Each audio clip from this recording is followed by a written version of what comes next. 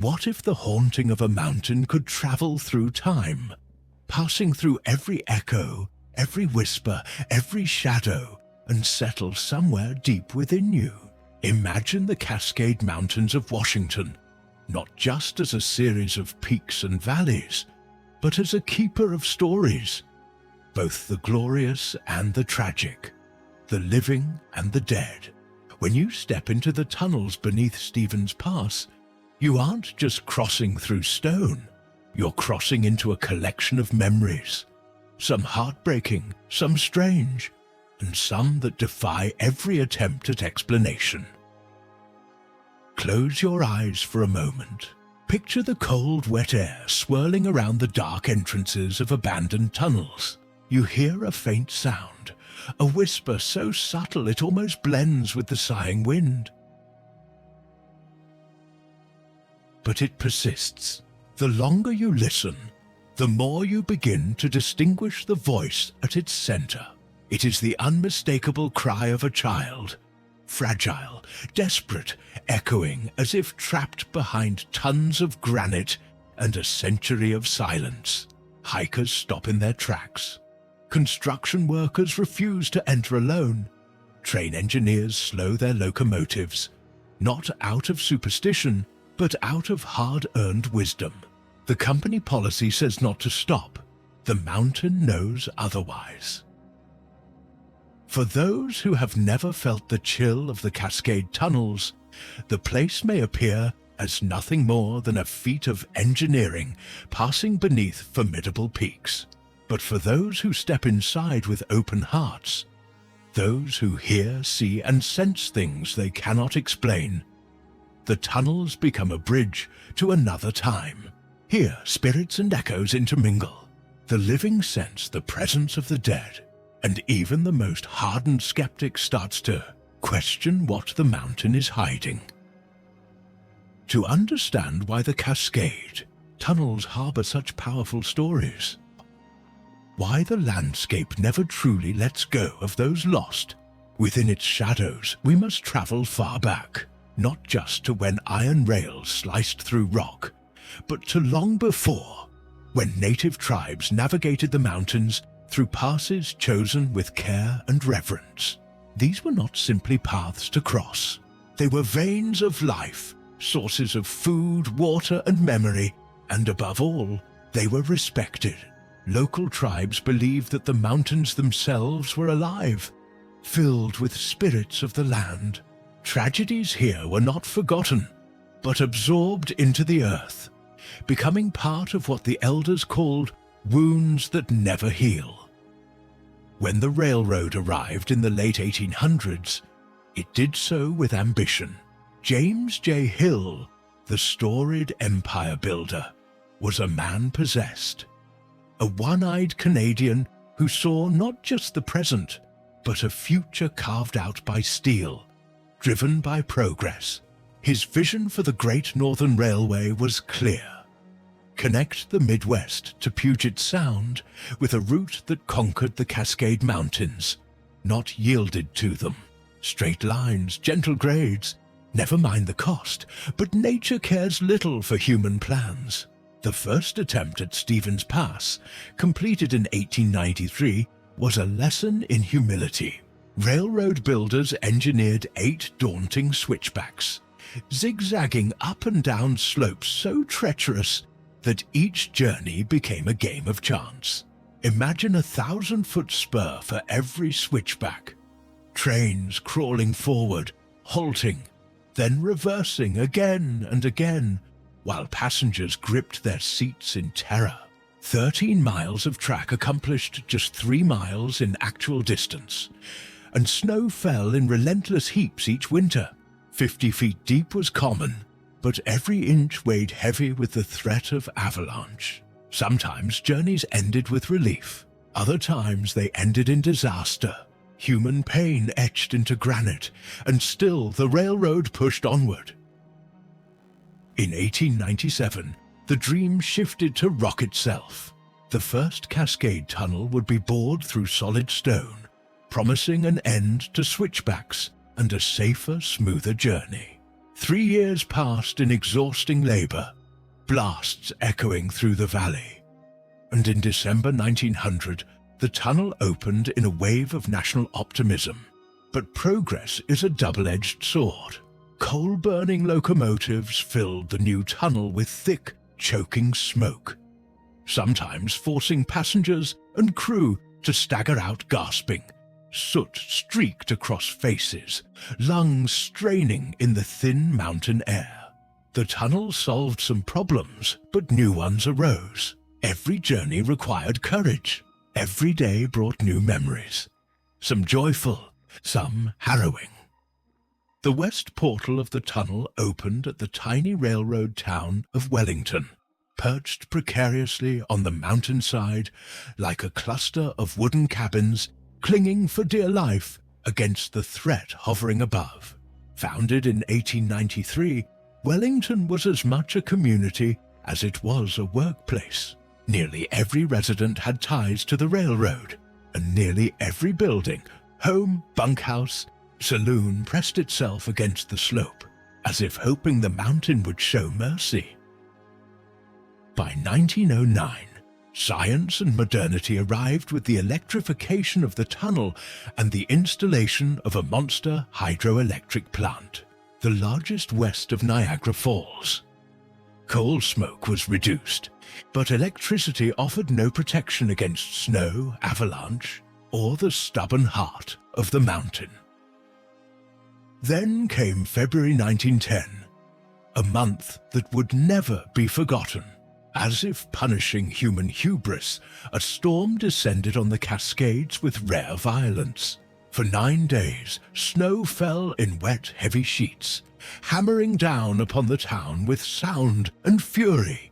On the worst day, 11 feet fell in a single impossibly dark span. This was not snow as most know it. These were dense, frozen walls that pressed in, threatening to suffocate the landscape.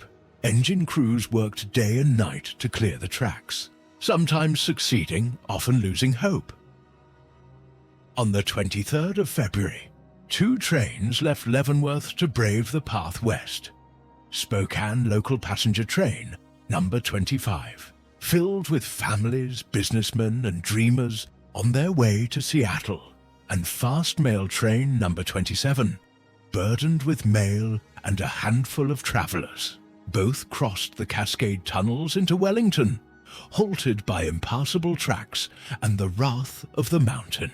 For hours, then days, the trains waited. At first, their delay was an adventure. Children pressed their hopeful faces to frozen windows, marveling at the endless white. Adults played cards, swapped tales of journeys past, finding camaraderie in shared adversity. But as cold seeped in, as food supplies waned and heating systems faltered, the spirit dulled. Telegraph lines died, isolating the stranded group from the world below. Some passengers, gripped by fear and desperation, strapped on snowshoes and wandered away into the silent, engulfing void. Only later would they be counted among the fortunate. By February 28th, crisis had arrived. With each hour, the snowpack on the slopes above Wellington grew more dangerous. The previous summer's wildfires, sparked by locomotives, had stripped the mountains of trees that once held the snow in place. Now, the torrent of ice and frozen water sat atop bare rock, threatening catastrophe without warning.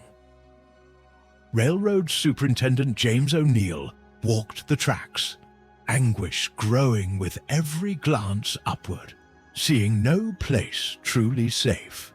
He ordered the trains moved to what he thought was the least exposed section, but the mountain does not bargain. On the evening of February 28th, the temperature rose. Rain began to fall, adding weight upon the already burdened slopes. Thunder, rare for winter in the Cascades, rolled in. Just after midnight on March the 1st, 1910, lightning struck near the top of Windy Mountain. In the wet darkness, Great Northern employee Charles Andrews trudged toward Wellington's bunkhouses, only to be stopped in his tracks. What he heard, and later tried to describe, was more than sound. It was a force, a rumble that became a roar, an avalanche that exploded forth with violence unimaginable. Half a mile wide, a quarter-mile long, the mass of snow gathered trees, rocks, boulders, blasting down with the power of nature unleashed. The avalanche struck the waiting trains as if they were toys. Locomotives, mail cars, carriages filled with sleeping families, crushed, swept off the tracks, tumbling 150 feet down into the ravine below. Night became chaos. Frantic railroad workers rushed to the disaster site, driven by adrenaline and grief, their hands raw and bleeding as they dug through shovels, ice, and wreckage. The storm blotted out hope and light.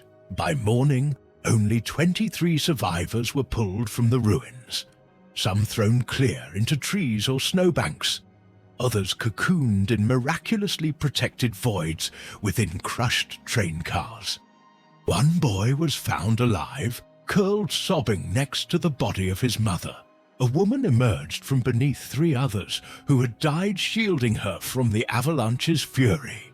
For nearly 100 souls, passengers, railroad employees, workers sleeping on the trains, people in cabins swept away. There was no salvation. 35 passengers, including whole families, were lost. 58 railroad employees perished with them. Some bodies would not be recovered until July, freed from their frozen tomb by the slow melt of mountain ice. What followed was heartbreak. Dead were carried down on sleds, survivors dispatched to the nearest hospital, many missing limbs, others suffering from frostbite and trauma words cannot capture. Across America, newspapers reported the disaster in grim detail, immortalizing it as the deadliest avalanche in American history, a title it still holds. Stories of individual loss emerged. 7-year-old Lillian Starrett and her parents, returning from a family visit. Engineer William Harrington, whose last letter to his wife spoke of the terrible storm. Mail clerk Earl Longoy, found lifeless yet faithfully cradling a battered mailbag. The passenger list painted a picture of America. Immigrants dreaming for new futures. Businessmen in pursuit of prosperity. Mothers with children returning home. Each name a chapter lost. Each memory woven into the mountain. The railroad reacted with quick resolve. Concrete snow sheds rose above the tracks, designed to prevent future disasters. Within months, Wellington was quietly erased from the map, renamed Ty. A gesture intended to heal, but one that did little to erase memory or pain. Still, the mountain demanded attention. In January 1916, another avalanche swept a train near Korea Station, killing 8. By 1925, engineers abandoned old solutions, resolving to carve an even longer, lower tunnel through the heart of the Cascade Range. A marvel of technology, a monument to labor and loss. The new 8-mile-long tunnel was built in 3 relentless years, costing $14 million and countless hours of labor. A team of 1,793 men worked in grueling shifts, attacking the mountain from multiple points, drilling parallel pilot tunnels to speed progress. Electric blasting caps and 2,500 tons of dynamite shook the rock day and night, but speed came at a cost. Cave-ins, rock explosions, and death haunted the construction. Men lived in hastily built camps along the route. Scenic, Burn and Mill Creek, enduring air thick with stone dust and toxic fumes. Life revolved around the blasting schedule. Sleep came in borrowed beds, And death did not wait for rest. Tunnel sickness, silica dust choking lungs, carbon monoxide poisoning mines became common. Unofficial numbers told a greater tale of suffering than company records allowed. 4 deaths in 1 month were reported. Whispers claimed double or triple that.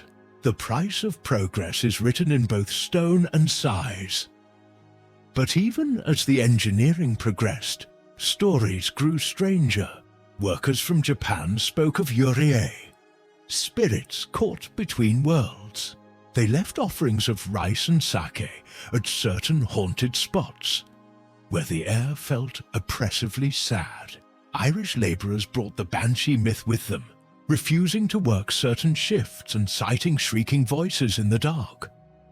One night, a foreman named Sullivan claimed to see a woman in a long dress pass through the unfinished tunnel, vanishing into the granite wall.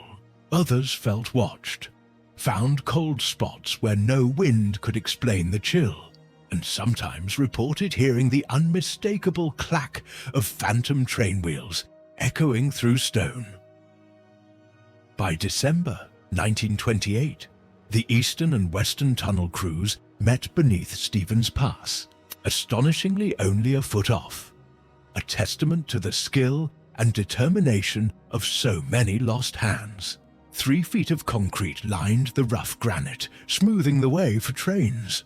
The tunnel's grand opening was heralded nationwide, with President Herbert Hoover himself sending congratulations. The old Wellington tunnel was left to decay, its buildings standing empty, collapsing under the weight of snow and memory. By 2007, a major cave-in flooded the old tunnel, sealing it further from the living. But silence did not come. Unexplainable events followed maintenance workers on the new tunnel. They heard voices in ventilation shafts, conversations in languages lost to time, inexplicable temperature shifts where cold haunted only certain sections. In 1956, diesel replaced electricity, and with it more strange occurrences.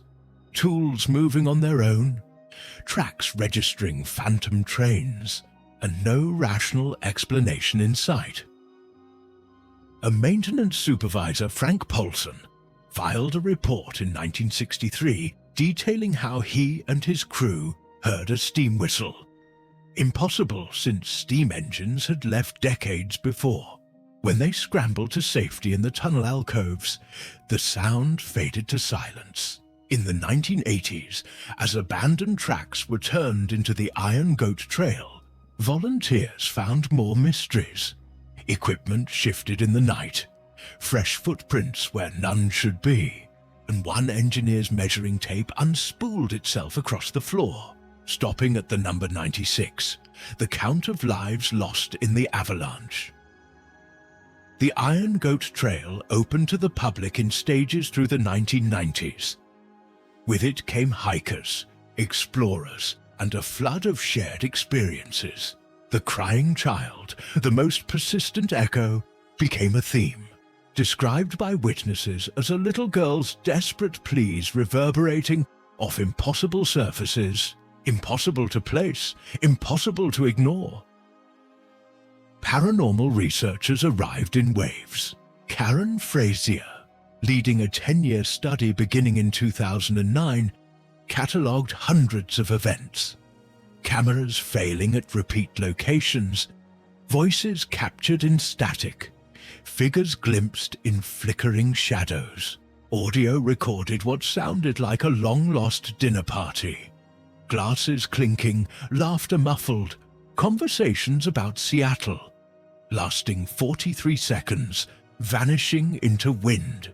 Analysis found these voices matched recordings from the early 1900s, as if time itself was trapped inside the tunnels. One hiker, Marcus, who'd captured the sound of the crying child, lost himself for 30 minutes in a frenzied search for help.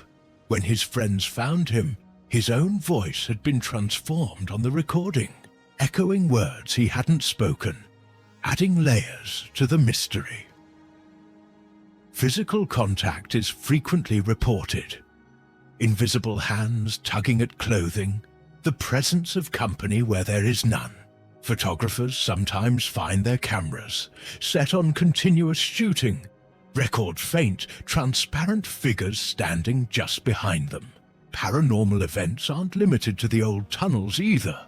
The new Cascade Tunnel, still used by freight and passenger trains, has its own stories.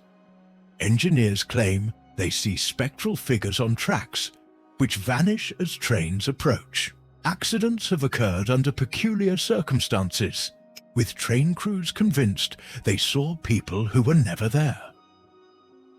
Maintenance crews impart unofficial rules. Never work alone in certain sections. Don't acknowledge voices. And if all lights fail simultaneously, stand still and count to 100 before moving. These are not official safety procedures, but those who ignore them often do not return. David Reeves, a track inspector in 2015, reported impossible train activity on his instruments. Trains showing up simultaneously on parallel tracks. Something physically impossible. Soon after, his radio played back his own voice, engaged in a conversation he wasn't having. Fear gripped even lifelong railroad veterans. While scientific explanations abound, low-frequency infrasound can trigger fear. Electromagnetic fields may disturb perception. Tunnel structure can create auditory illusions, and the toxic fumes themselves can cause confusion. There are always details left unaddressed.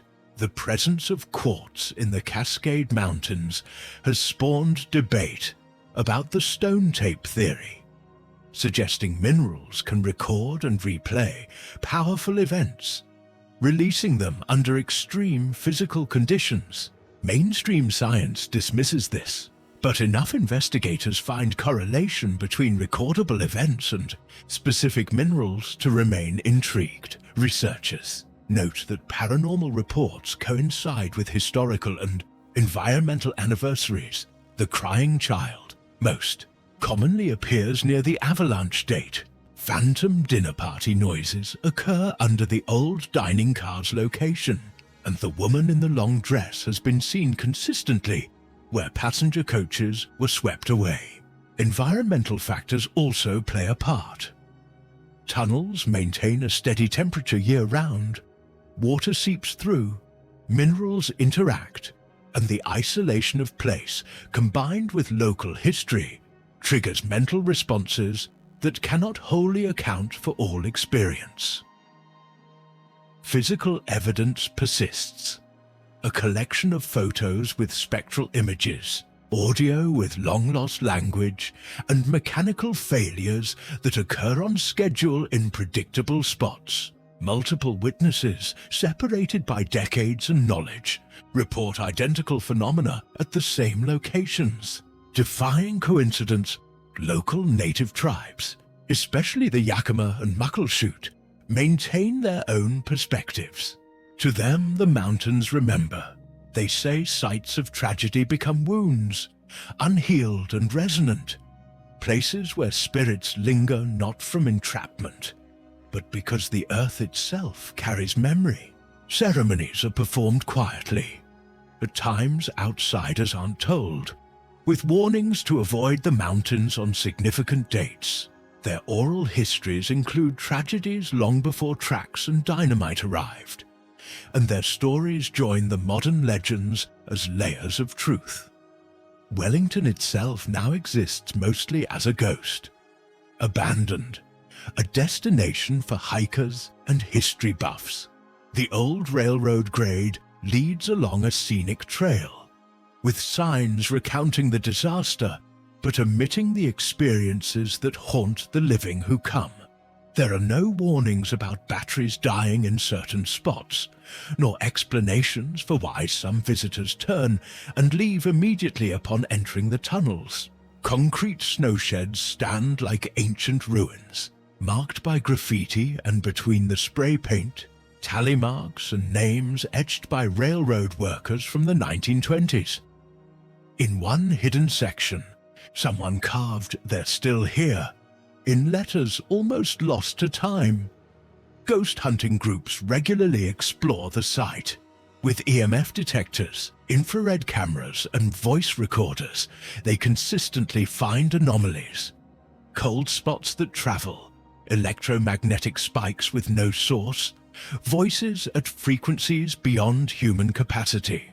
The University of Washington's Psychology Department conducted a major study in 2019, bringing both believers and skeptics without revealing the site's tragic history. Even those uninformed reported feelings of unease, hearing sounds they couldn't place, and the chilling sense of being watched. The study concluded something consistent affected mental states, but stopped short of naming causes. Railroad companies officially deny any paranormal activity. Burlington Northern Santa Fe maintains the tunnels as engineering marvels, but employees speak otherwise. Trains slowing inexplicably in certain sections, radio chatter from nowhere, and the old standing order: never stop in the tunnel unless absolutely necessary. Some theorize the tunnels act as batteries, storing emotional energy unleashed during high pressure, atmospheric events, or moments of collective distress. Skeptics call it pseudoscience, point to environmental triggers and psychological suggestion. Yet, even rational minds struggle to ignore reports from those with no prior knowledge, who experience exactly the same phenomena as those steeped in legend. For believers, the ghosts are intentional, aware, and searching. Lillian Starrett, they say, is the crying child, forever seeking her parents. Phantom trains are souls eternally trying to reach Seattle. Voices in the static are crew, and passengers still sending their final messages. Railroad historian Michael Worthington conducted a decade-long study, recording every paranormal report and comparing it to historical facts. Places of highest activity aligned perfectly with sites where bodies had been recovered. Times of greatest activity mapped to disaster anniversaries.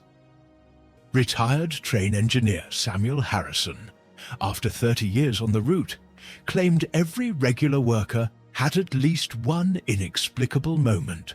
He recounted seeing a glowing, translucent woman on the tracks, her white gown illuminated in the darkness, and how he instinctively reached for the emergency brake as she watched the train pass through her.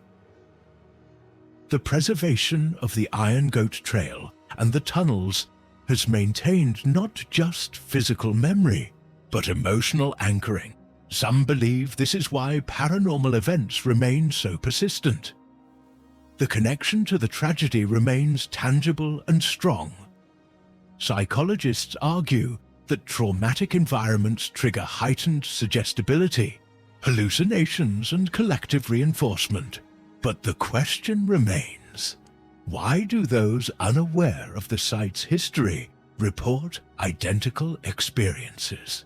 Why does the mountain seem to preserve the patterns of its wounds? On occasion, the Washington Department of Transportation closes parts of the trail for safety, officially citing structure and wildlife. Unofficially, rumors spread about recent surges in haunting activity, incidents where hikers panic and injure themselves, spots where the crying becomes unbearable. During the winter, as snow thickens and the crowds thin, reports of phantom train whistles and disappearing footprints escalate. The cold appears to strengthen whatever forces linger. Urban explorers, often disregarding warnings, have entered the collapsed sections illegally, posting videos online before they vanish. Footage shows flashlights failing en masse, interference patterns on cameras forming faces, and spectral figures in railroad attire standing in undisturbed water. The Cascade Tunnel itself continues to operate, carrying both freight and passenger service. Most pass through unaware. But some emerge with dreams of sliding trains, falling snow, and the persistent sound of a lonely child. Railroad folklore evolves. The rules: never mention Wellington inside the tunnel, never count cars on a phantom train, never make eye contact with a stranger on the tracks. At any other location, these guidelines would seem farcical. In the Cascades, they are quiet wisdom handed down by generations. The paranormal reputation has had a profound effect. Ghost tours attract thousands, local businesses sell memorabilia, and the disaster has become commodity. But descendants of the victims visit quietly, often describing peace and connection more than excitement or fear. Some claim messages from ancestors, but rarely share specifics. The question persists: conscious spirits reaching out, energy replaying tragedy, or mere artifacts of the mind? There are advocates of every position, but none can claim to explain it all. Research continues. Universities probe electromagnetic anomalies. Audio analysis software finds patterns in static resembling human speech. Thermal imaging reports temperature differences unaccounted for by structure. Ghost hunters gather ever more sophisticated equipment. Railroad companies document incidents with discretion. The Forest Service neither confirms nor denies. As technology advances, even more precise investigation emerges. Ground-penetrating radar uncovers collapsed sections. Audio analysis reveals new sonic patterns, some startlingly similar to historical records. And with every cycle of research, mystery deepens. The events exist between objective reality and subjective experience, a grey space that science has yet to quantify. There are whispers that climate change, more extreme weather, unpredictable pressure may be making manifestations more frequent. Some claim atmospheric shifts trigger stored energy, while others wonder if mountain spirits, if real, react to changing conditions as they did to their own deaths. The Cascade Tunnels and Wellington disaster form the backbone of Pacific Northwest folklore. These stories are lessons in pride and humility. What happens when humans challenge nature? What endures when the past is never truly laid to rest? The haunted relationship, neither accepted nor rejected outright, persists in local culture and native practice. Tribes continue ceremonies, undisclosed and private, suggesting tragedies older than trains, spirits more ancient than rails. The most chilling detail: unlike other famous haunted sites where events differ wildly, Wellington's phenomena are remarkably consistent, repeating the same sounds, sightings, and sensations in the same places, following invisible but definite paths. Someday, the present tunnel may close, Iron Goat Trail reclaimed by forest, snow sheds crumbling into moss and memory. But those who know the echo, who understand that the mountain has memory, and that memory never fades, believe something will remain. The earth, wounded but enduring, will continue to remember. Tonight, as you contemplate the stories carried here, think of those passengers settling in for the night in 1910, unaware of the fate awaiting them with the morning sun. Some say their souls remain, waiting for tracks to clear, for journeys home never taken. If ever you cross the Cascades, by train, car, or foot, pause, feel the silence settle. Listen and remember, for you may hear the sound others have described. A child's cry in endless darkness, a train whistle from a vanished era, voices echoing with unsent farewells. What do you believe lies behind these persistent echoes? Have you ever felt the weight of tragedy in a place untouched by time? where explanations run dry and only mystery remains. Share your story and let the conversation about history and mystery, memory and loss continue. As the Cascade Tunnels continue to whisper their secrets, forever waiting for an answer that may never come.